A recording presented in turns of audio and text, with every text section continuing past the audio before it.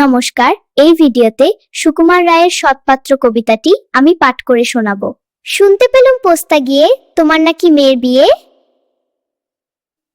গঙ্গারামকে পাত্র পেলে, জানতে চাও সে কেমন ছেলে? মন্দ নয় সে পাত্র ভালো, রং যদিও বেজায় কালো। তার উপরে মুখের গঠন অনেকটা ঠিক পেঁয়াচার মতন। বিদ্যে বুদ্ধি বলছি মশাই, ধন্যী ছিল আব্বাতা। 19টি বার ম্যাট্রিকে সে ঘায়েল হয়ে থামলো শেষে। বিষয় আশয় গরিব বেজায়, কষ্টের সৃষ্টি দিন চলে যায়।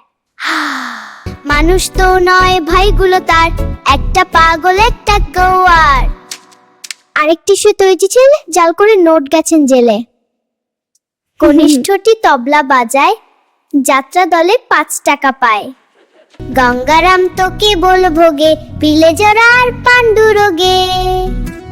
কিন্তু তা উচ্চ ঘর, কংসরাজের বংশধর।